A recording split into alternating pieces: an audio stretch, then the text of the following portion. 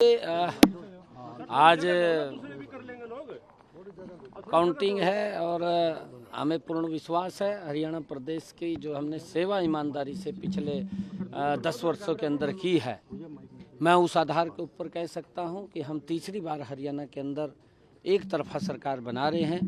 Bharatiya Janata party तीसरी बार सेवा के लिए तैयार है, क्योंकि केंद्र में आदरणीय नरेंद्र मोदी जी तीसरी बार प्रधानमंत्री बने हैं और हमने पिछले 10 वर्षों के अंदर आदरणीय मोदी जी के नेतृत्व के अंदर हरियाणा की गति से विकास किया है, समस्याओं का समाधान किया है, ईमानदारी से हमारी सरकार ने किया है और आगे भी हम मजबूती से, ईमानदारी से हरियाणा प्रदेश को आगे बढ़ाने का काम हमारी सरकार करेगी। कहते हैं यही रात अंतिम, यही रात वारी रात ठीक कटी, सब बढ़िया रहा। नहीं, हमें कोई दिक्कत नहीं है। जिनके लिए अंतिम, जिनके लिए भारी होगी उनके लिए होगी, हमारे लिए तो जैसे पहले था वैसे अब है। हमें इस बात का नहीं है। हम कांग्रेस है, कांग्रेस सत्ता के लिए काम करती है, हम सेवा के लिए काम करते हैं, ये अंतर है इसके अंदर।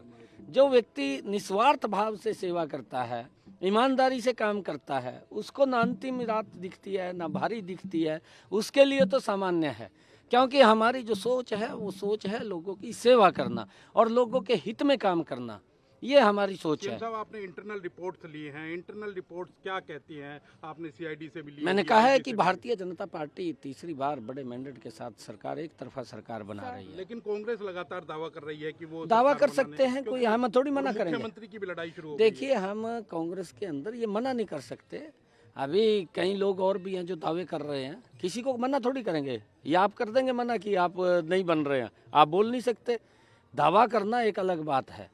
हमने अपने काम के ऊपर जो हमने ईमानदारी से काम किया है, हमने सेवा की है, हमने सत्ता नहीं चलाई है, हमने सेवा की है हरियाणा प्रदेश की। और उस सेवा के ऊपर अगर आप लोग देखेंगे, पिछले 10 वर्षों मेरा हरियाणा बदला है, गति से बदला है। क्योंकि विपक्ष के लोग तो इस प्रकार का काला चश्मा लगा रखा है कि वो कहते हैं कि कोई काम ही नहीं हुआ।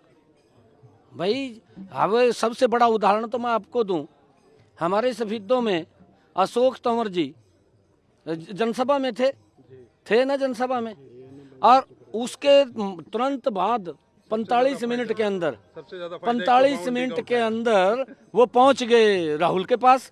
पहुंचे नहीं पहुंचे कि ये इतना गति से जाना और संसाधन देना, ये करे काम नहीं हुआ। काम क्यों नहीं हुआ भाई? तू एक जनसभा में खड़ा था, अर्थात उसके 20 मिनट के बाद दूसरी में चला गया राहुल को मिलने के लिए। कहीं ना कहीं एक मजाक भी चल रहा था कि उन्होंने राहुल गांधी को कहा कि 152D के जैसे और फिर इनको काम नहीं दिख रहा, भी काम नहीं हुआ।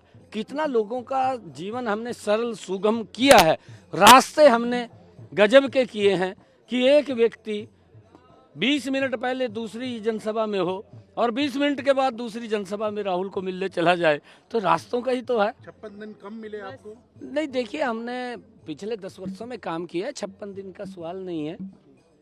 हमने पिछले 10 वर्षों के अंदर जबरदस्त काम किया है।